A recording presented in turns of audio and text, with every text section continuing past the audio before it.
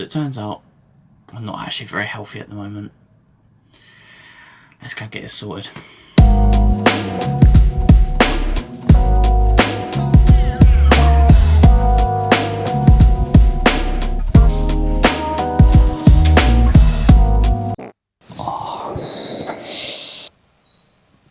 So yeah, as I mentioned, I'm not feeling too healthy at the moment, and it's probably best I kind of explain the whole story. So in the last couple of months, I've started experiencing kind of loose stools on runs, which is not something that's unknown to runners. It's something that a lot of people have struggled with intermittently, but I was starting to get it every single run. Didn't really matter what I ate.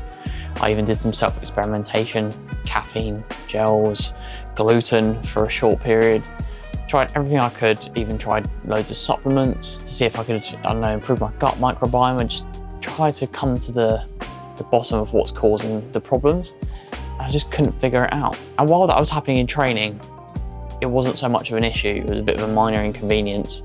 But then when it happened in the race at the big half, that's when I was like, right, actually, this needs to get sorted out. So yeah, this morning I'm heading to my GP surgery. I've got some blood tests booked. I've got to hand in my stool sample back, which obviously I can't really show you, well, don't want to show you any of that. And something that kick-started all of this was a couple of weeks ago, I paid for some private blood tests. And the only thing that really came back was that my testosterone was low. And that's something I've experienced before. It's not unknown for distance runners to have low testosterone. Yeah, it kind of comes into the umbrella of potentially leading to something called RED-S, or relative energy deficiency in sport, which you may have seen athletes like Jake Smith, for example, experiencing. And we'll get into that a little bit deeper in the video. But ultimately, I want to get this resolved. So anyway, it's 8:15, and my appointment's 8:45. So got to get some shoes on. And now this is obviously all without saying that Berlin Marathon is in 5 days' time. And I can't currently run because any sort of movement up and down really sets off my stomach, and it's getting progressively more and more painful, which is obviously not ideal at all. So yeah, trying to be stoic about it all. But anyway, right, let's get ready.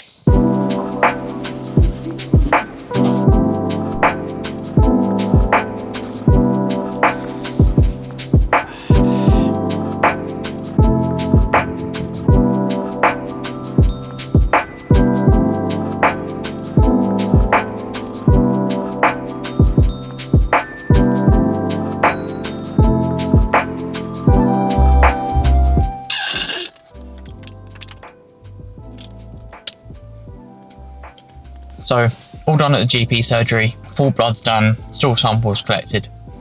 Just got to wait for the results now. So this video is probably going to be all over the place, be a bit random. There's just a few things that I want to talk about, a few things that I want to kind of cover. I don't necessarily think they're taboo in the running world, but they're definitely things that I wasn't really super aware of. For example, low testosterone in ultra distance runners or long distance runners, for example. And also over the last 4 days, I've not really been able to do any running. So with Berlin, not very far away, it's really not ideal preparation, but it's made me realize that if anything, I might be able to go to Berlin and have a better time because I won't be stressing about performance. I'll be able to go out and see the sights, be on my feet all day the day before the race, and it not really be a big deal because if I feel crappy on race day, who cares? And ultimately, I'm in this sport for performance. I definitely am. But for my first international marathon, maybe it'll actually do me good in the long term to just get a little bit of experience of how to kind of prepare for the race and find that balance of enjoying the city, enjoying the space, but also not knackering yourself out before race day. Because knackered is exactly what I feel like at the moment. I think the difference between this build and my London build is that I've just tried to cram so much more into a short window with this build. I feel like I'm working 7 AM to 9 PM every day, long commutes. I've been crushing the mileage more than I did for London, which now maybe I've realised is too much quantity, not enough quality, and it's led to maybe potentially detrimenting my health or negatively impacting my health. So yeah, I'm learning a few things, but Beaners going up and down with my stomach is causing me some discomfort. I'm going to head home. I still want to move, still for that mental health sort of element. So I'm going to get home and get on the static bike, which I'm useless at, but all for the endorphins, eh? I'm also battling with the fact that I've been paid to go all the way to Berlin be treated a bit like a VIP, to be honest. Like, obviously the whole thing paid for by Adidas and Start Fitness, which is fab. All the kit, everything. 4 days in Berlin to kind of enjoy myself and explore a new city. And I'm not even going to be running to the best of my ability, so it feels a bit, I don't know, like I've let people down maybe, which in reality probably haven't. You know, like, this is out of my control. Like, you can't control kind of some health problems going wrong. I eat a relatively good diet, I exercise a crap ton, and yeah, I don't know, just feels like one of those really unlucky things, really. But just like pretty much every long distance runner, I guess, I've been burning the candle at both ends, and yeah, I've got some things lined up to hopefully help put that right, but got to kind of weather the storm at the moment. And to really add to the narrative that I'm being a bit pathetic at the moment, I'm going to do my cycle with my little bandage on from my blood test.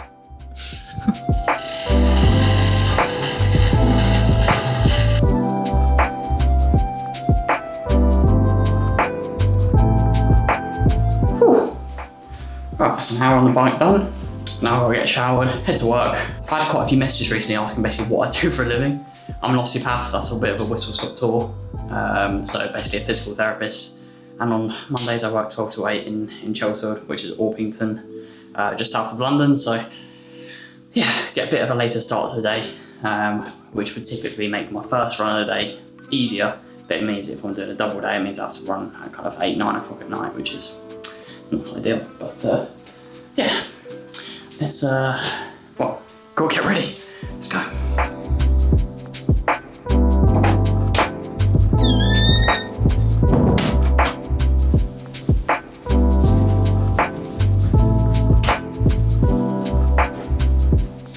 So I'm now at work. A brief kind of description about what an osteopath is someone that kind of treats primarily MSK, musculoskeletal kind of injuries, niggles, pains, etc. Low back pain, neck pain are probably the most common things I treat. Headaches, sciatica, you name it, knee pain, ankle pain. It's all kind of stuff that I treat on a daily basis. So yeah, whenever I get kind of injuries or niggles myself, I'm very well placed to kind of deal with it, rehab properly, get the right treatment, etc. But anyway, I'm waiting for my first patient. I'll start in about 10 minutes time. Well, I mentioned earlier in the video a couple of things that I'm putting in place kind of going forward to improve my own training, own health, etc. So from the start of October, I'm going to be being coached properly by a coach that I'll be paying, who I trust in their kind of knowledge, etc. So I'll reveal that down the line. But yeah, so I'm going to be kind of putting my faith in someone else, I guess. I had the help from Ellis Cross leading into London Marathon. That was a little bit more of like guidance, kind of just picking his brains whenever I needed. Whereas this is fully fledged coaching. I'll be basically following their plan to the letter. It's a couple, so make your kind of estimates or guesses, I guess. But yeah, I've been following their careers for a little while, so it'd be cool to get coached by them and see if they can kind of, I don't know, just take a little bit of stress load off me and allow me to put more energy into the actual running than the actual kind of thinking about the running, if that makes sense. And the second thing is I'm going to be getting a nutritionist as well. So these are things that I'm paying for out of my own pocket, but things like adverts in videos like this, sponsored videos, that provides me the income to do so. So obviously, I know that adverts are annoying on videos. I completely understand that. But I always try and include adverts or sponsored products or whatever it is that are kind of not close to my heart, but you know, ones that make sense, ones that I genuinely believe in, not just a random product that's paying a lot of money, basically. But yeah, that's what the money is kind of going towards, is a nutritionist and a coach. And then I'm hoping to kind of build a little bit more of things like that in the future, more like regular treatments for myself, like seeing an osteopath, because obviously I can't really treat myself, and yeah, just things like that, basically. That's kind of what I'm putting a lot of the YouTube money towards at the moment, is trying to build a better balanced lifestyle between training and work, because that's the two kind of main battles I have going on at the moment, is balancing those. But yeah, anyway, gonna crack on with some work, and yeah, catch you in a bit.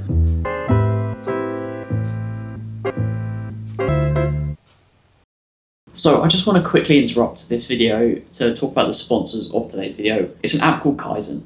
Now Kaizen is Japanese for continuous improvement, and that's kind of what I'm trying to nail at the moment, especially going into my next block, is how can I keep improving those 1%, because that's kind of what I've neglected recently. Now I've always been fixated on kind of tracking my fitness, having some sort of objective measure of my fitness, for example a VO2 or a lactate threshold test.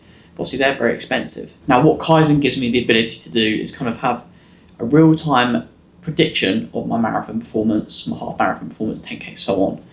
And what it does, it takes some of your training metrics and combines it all together and gives you a rough estimate of what you would perform on a perfect given race day. So although my kind of Berlin marathon hopes have been kind of curbed by this gut issue that I've had, so I was using Kaizen to predict me a 2:13 marathon, which would be in perfect conditions. So then when it wasn't perfect conditions, like this week's going to be in Berlin, it's looking like it's going to be about 25 degrees Celsius. Then with those few minutes slower, I'd hopefully be on for a PB. Now obviously my gut issues have put paid to that. And what the app does is it told me roughly what sort of volume I should be hitting per week based on my average pace across the week to basically hit my goal. So for me, I put in Berlin Marathon, I was 10 weeks out, and it gave me a rough estimate of how many miles or kilometres I needed to run each week to hit that goal. So a massive thank you to Kaizen for sponsoring this video, an app that I genuinely use. If you want to get a 2-week free trial, then use my code in the description, ColeRuns1, and yeah, give it a try for free. Nothing to lose, eh? But anyway, back to me moaning about my guts, the GP, just moaning, basically. So that is all cleared up after a day of patience, just taking the rubbish out. But yeah, I've had a few questions recently about kind of what I kind of do for work and where I get my income from, I guess, and osteopathy is my main source of my income. It's my full-time job. I do, obviously every week varies depending on patients booking in, but I do for about 30 hours a week of osteopathic treatment alongside my running, coaching, YouTube content, etc, etc. But yeah, so that's my full-time job. The main problem with the jobs are that I just have a long commute, which isn't necessarily an issue in summer, but once it starts to become winter and the days get darker, it does make running that a little bit more difficult. But I enjoy my job, helping people with aches, pains and niggles, etc. But yeah, so if you do have any injuries or anything like that, drop me a line or book in. I'll put the links in the description. But anyway, I'm hungry. I want to get home and get some grub. So.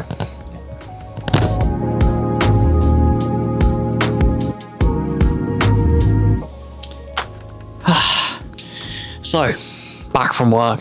This is actually quite an early finish for me, and I don't need the violins out. It's my life, this is the way I've built it, but it's 9:10, and yeah, this is typically, well, this is an early finish for me because I'd normally have trained twice a day, and I've trained, well, and one of those runs would have been after work, but I didn't do that today just because my stomach can't handle it. But I guess one thing we haven't spoken about so far in this video is what the possible cause of all this could be. Obviously, hopefully the results from the tests will give some sort of insight into what I'm kind of going through internally at the moment. But to be honest, I think it's just burning the candle at both ends, working too much, training a little bit too hard, and ultimately neglecting my health. I take supplements sometimes, I eat healthy most of the time, but I'm partial to a takeaway like most people. I probably drink an unhealthy amount of kind of fizzy drinks. And I guess just every single time I did one of those things, I would tell myself like, oh, it's okay, I don't smoke, or oh, it's okay, I don't drink. So all of these kind of minor 0.01% unhealthy habits, I just kind of let pass and I just let kind of build up over time. Because it's really easy to think that when you're running 220k a week, you're 24, and you're kind of always on the go, that you're just healthy. And I guess that's not always the case. And I've definitely let things kind of get on top of me a little bit over time. My sleep schedule's not been fantastic through my own self-infliction, really. For example, I typically get home from work and then sit in front of the computer building training plans for my athletes that I coach. And then I'm absolutely wired, so then I don't sleep very well because I've been looking at a screen for ages. Or maybe because I'm so tired, I'll then have an energy drink, which is just absolutely full to the brim of caffeine, which then negatively impacts my sleep. Yeah, it's just so many things that kind of feed into it. And I think as much as this Berlin block isn't over, and ultimately this could all just be something systemic, something underlying, but regardless of whether the blood test or the stool sample comes back with anything kind of pathological or anything problematic, it's shown me that I do need to make some healthier changes going forward, and that's going to be kind of one of the key focuses in my build towards a Valencia marathon at the end of the year.